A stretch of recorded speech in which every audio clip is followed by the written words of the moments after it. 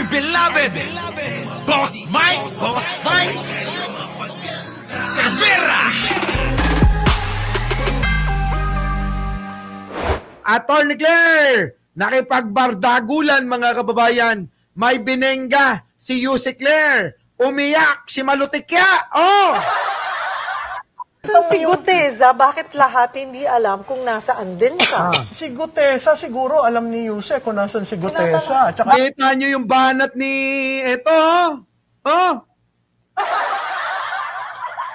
Mali rin naman kasi. Eto mga kababayan ko, mali rin naman yung banat ni Malutikya din. Bakit mo naman ituturo na alam ni Attorney Claire Castro kung nasaan si Gutesa? Tatanga-tanga rin tong mataba na to eh. Di ba? Ayan na. Buti pa si Ruben Libuon, no? Laila Collins. Thank you, boss. Amo, Panginoon. Oo, makakapagkapinako. Di ba? Biglang turo kay Attorney Claire. Anong kinalaman ni Attorney Claire dyan kay Gutesa? Unang-una, hindi naman siya yung nagpalabas dyan. Ikalawa, mga kababayan ko, hindi ho si Attorney Claire ang kumuha dyan. Tama? Oo. Tuloy, yari ka dyan, oh. Gutesa, siguro alam ni Yusek kung nasan si Gutesa. Tsaka Bakit mo naman sa akin ibibintang? Baka kayo may alam. Ay, Total, hindi, kayo hindi naman ko alam yata kasi. may kakilala. Yari ka dyan, putang ina. Bengador yan. Hoy, Malutik yan. Nakalimutan mo yata si Attorney Claire. Palaban, Bengadora yan. Ay, nako.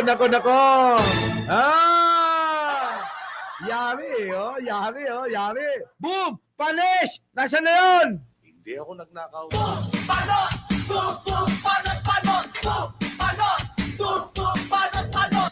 Sige, tuloy natin.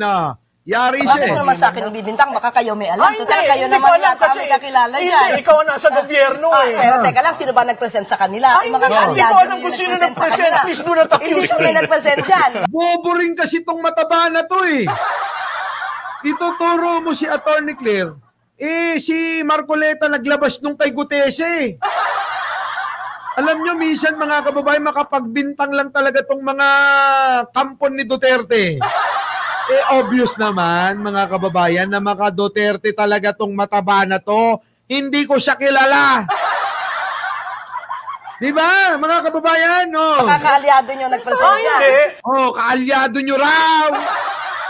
Sunog, mga kababayan. Kaalyado nyo raw. Ayan ang propaganda. Kita mo? Biglang magbibintang ng propaganda na raw yun? Ano propaganda? Walang propaganda sa sinasabi ni Attorney Claire. Ganito na lang. Oo, hindi ka mananalo kay Attorney Claire.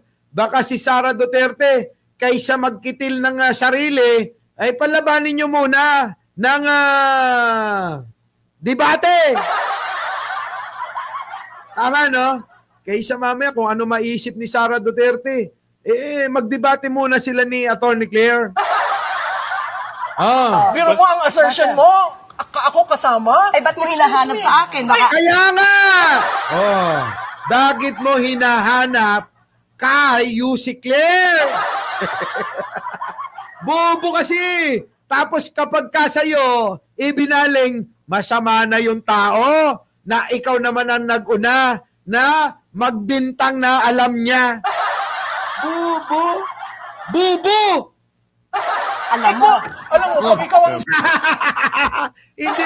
hindi na nakapagsalita mga kababayan yung mataba. Hindi na nakapagsalita yung mataba na may bilbil sa mukha. Kita nyo naman, no? Yung pambato natin mga kababayan ko, walang bilbil sa mukha yan. Walang bilbil. Pero eto, kita nyo naman, ilong pa lang talaga naman. Yung ilong pa lang netong nandito sa bandang kaliwa mga kababayan, parang hindi na magpapahuli ng buhay no? Estado, Okay. never mind. Well, let's I respect this show. I do not want to go to the bottom. Wala, hindi umubra. Hindi umubra kay Atty. Claire, biglang suko na. Suko na. Suko na si Attorney Claire, suko na, tantanan mo na. Kasi, Let's ask you're ang vote. putting something to me. But you are representing government. But still, But still, anong pakinila dyan kay Gutesa? Hindi naman ang gobyerno ang nagpalabas sa kanya. Bobo ka pala eh. Di ba? Sino ba ang nagpalabas kay Gutesa? Bakit binibintang nung matabang babae kay Attorney Claire na alam niya? Napakabobo. Oh. bakit ko malalaman? Hindi ako nag-present dyan. Bakit mo sa akin You can always... Daba! Bakit mo tinuturo kay Attorney Claire? Aber? Bakit? Huwag mong takutin sa ilong mo si Attorney Claire. Attorney Claire, tinatakot ka ng bunganga at ilong. Ingat ka, baka mamaya ngusuin ka niyan. Palaban talaga si Attorney Claire, Bingadora. Say it in a very nice way without insulting people. Excuse me. Kita mo, ikaw ang nagumpisa ngayon, pa-victim ka na. Parang hindi nyo naman kilala si Attorney Claire, palaban siya. Hoy! Palaban si Attorney Claire, baka kala nyo. Hindi pa nga yan nakakapag-warm up eh. Nakita mo, kapag tinanggal na yung salamin at saka hairpin yan, sigurado may pagkakalagyan ka dyan. Okay. Excuse me. You don't have to start. Excuse me. Putot mo. Ganito po. Let's ask na lang each one. Do we have any information from... Press 1, no. Ito na lang. Kanino kayo? Press 1. Kapag Attorney Claire. Press 2 kapag sa matabang babae. Kanino kayo? Kanino kayo? Oy! Tuloy. either end? Any information from either end of where he is? And No, I don't know. There was someone who told me that he is in the custody of government, agencies of government. Chismosa ka! Custody daw ng government, agency daw ng government. Kita nyo, napakasinungaling. Narinig niya lang naman yung kay Mike Defensor. Pinasinungalingan na nga ng ng tagapagsalita ng Coast Guard, ng Marines, ng AFP. Bubo! Di yata, ano ba to? May TV ba o sa mukha niya lang nakatingin siya? Di ba? Pinasinungalingan na ho ng tagapagsalita ng AFP na wala pong Orly Gutesa sa kanilang bakuran, sa kanilang pangangalaga. Kanino ba galing yun? Sa kakampi rin niya. Sa kakampi niya na sino? Si Marcoleta at si Mike Defensor. Sa kanilang dalawa galing yun. Tapos, yan ang sinasabi ko Pagka DDS paniniwalaan, yung sinasabi ng kapwa DDS. Ganon sila. Sila na lang nag-uutuan. Kung gusto nyong ganyan, kayo na lang. Huwag nyo na kaming idamay. Including the family.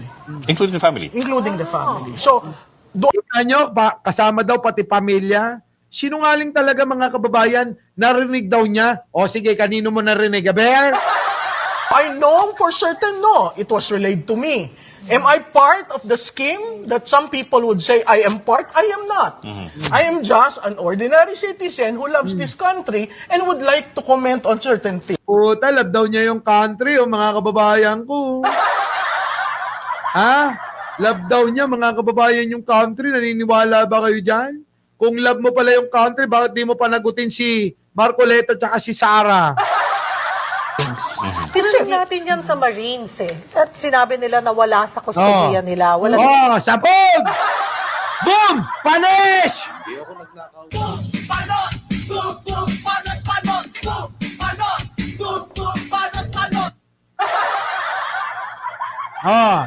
Sagutin mo nga yan. Ayan na Sino ba tong naka-blue na to? Marines eh. At sinabi things. tinanong natin yan sa Marines eh. At sinabi nila na wala sa kustodiya nila, walang nakakaalam. Siguro ang dapat na natin tanong si Mike Defensor. No, we asked Mike Defensor again.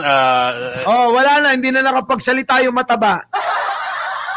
Sinabi na ng Marines na wala sa kanila, yung pa rin yung pinaniniwalaan ng mataba. At syempre, ang Attorney Claire Castro nakaganare, ganyan lang. Ang poise, Attorney, ganyan, tokininam ko naman.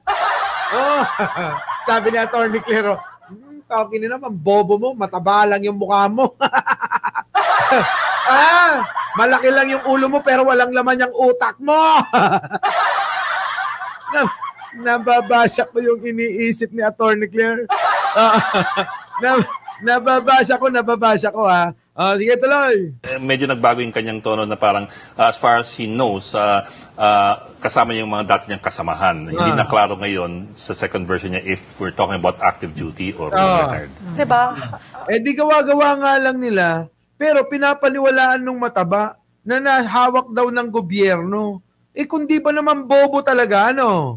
Paano mo masasabing nawawala siya or hindi natin siya makita? Meron at meron nakakaalam kung nasaan siya. Correct. And base doon po, not sure, ito, bilang lawyer Yusek Claire and Ms. Maluano, gaano ngayon kahalaga siyang makita base doon sa mga sinabi rin ni Si Attorney Claire, ayaw tignan, nanunuya na, Oy! Ayaw na tignan yung mukha mo, pangit mo raw. Grabe naman kasi, sa totoo lang, parang oink-oink yung itsura eh. Kaya tuloy si Attorney Claire, ayaw nang tumingin. Ayokong tumingin, ang pangit-pangit niya. Parang nababasa ko yung iniisip na Attorney Claire dito. Kanina pa eh. Ayaw niya nang tignan eh. Tawkininam. Ikaw ang nauna. Ang pangit ng mukha mo pag tinitignan ko. Di ba, no? Pangit eh. Ayaw na tignan ni Attorney Claire eh. Yung itsura ni Attorney Claire, Zaldico. Alam mo, Cheryl, mahalaga. Ayaw tumingin ni Attorney Claire kanina ba? Ayaw. Kasi siya yung unang nagsalita sa Senado ng